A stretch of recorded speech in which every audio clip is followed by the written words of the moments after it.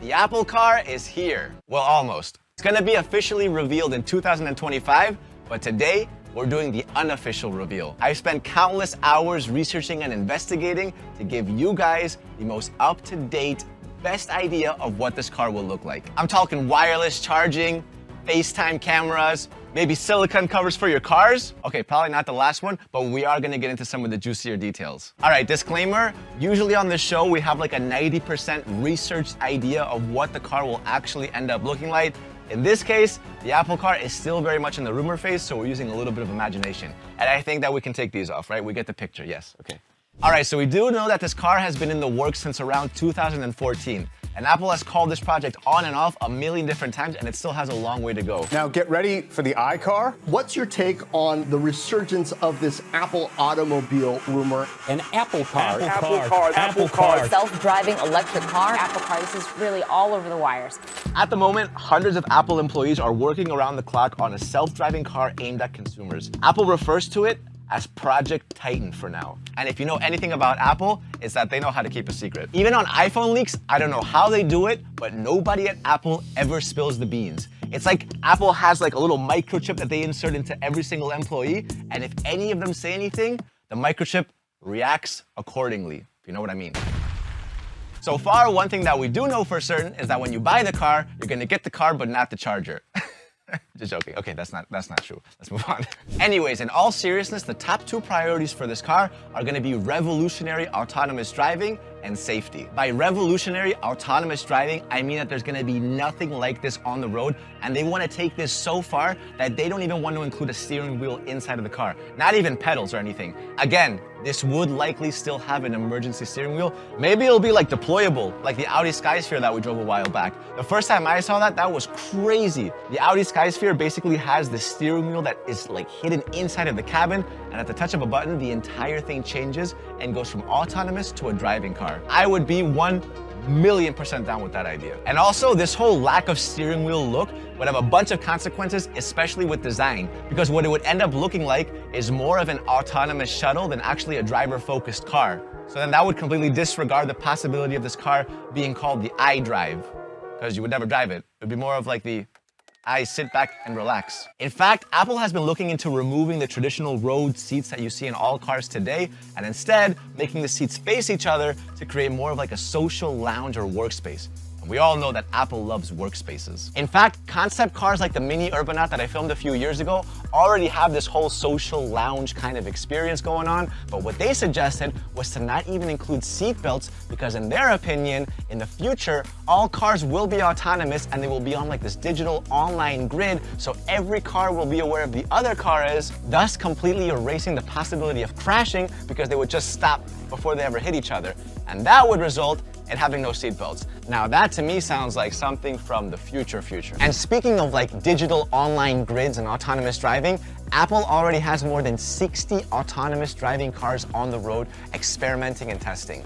The only catch is that Apple is currently using rented cars from Hertz, like Lexus SUVs with cameras and sensors. So they're not actual Apple cars yet, but they are getting started. Anyways, this Apple Car will likely not have any keys. Instead, your iPhone or your Apple Watch will act as the key.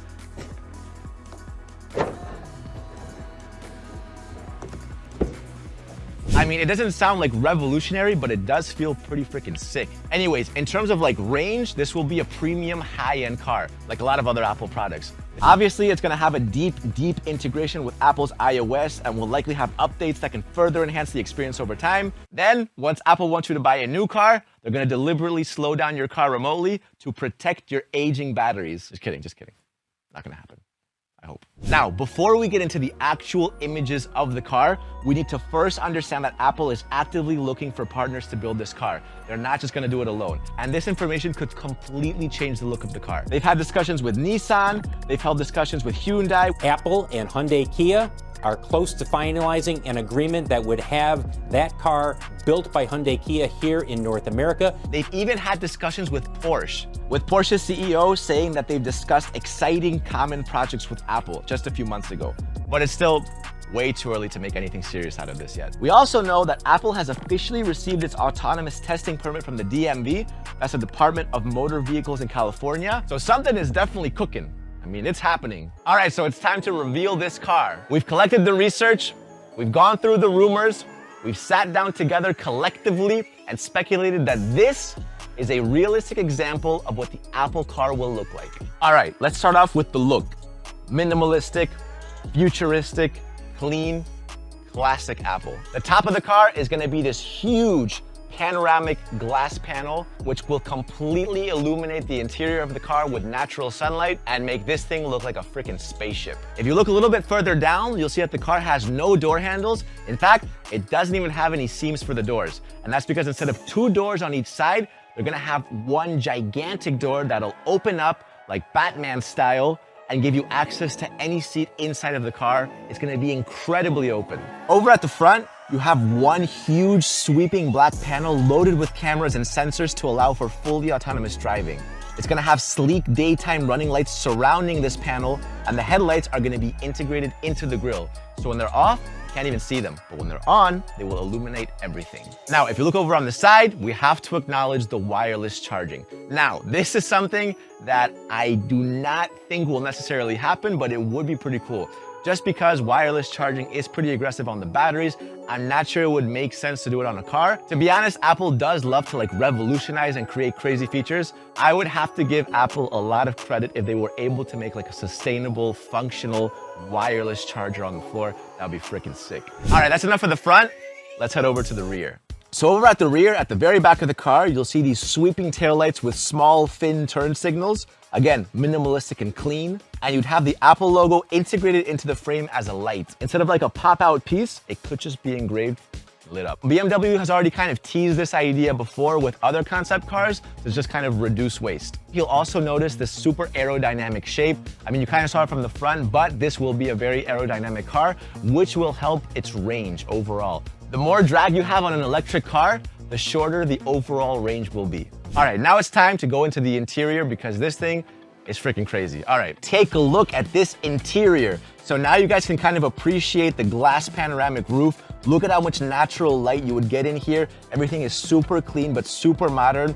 And my favorite feature is this huge screen that you have on the door itself. So you'd actually be able to use this as a touchscreen. They would actually redesign kind of like an oversized iPad, almost the size of a TV, click into different apps, share different notes, you can see your notifications. And on top of that, you'd have a FaceTime camera. So when everyone's sitting down inside the car, you'd be able to have a meeting from directly inside of the car, live. Also, if you look between the 2 seats at the back, you'll also see an iPad there, and above it, you'll see another FaceTime camera. Again, this would just be a different angle. So if 2 of you guys are sitting at the front, facing the other way, you'd also be able to have a meeting from there.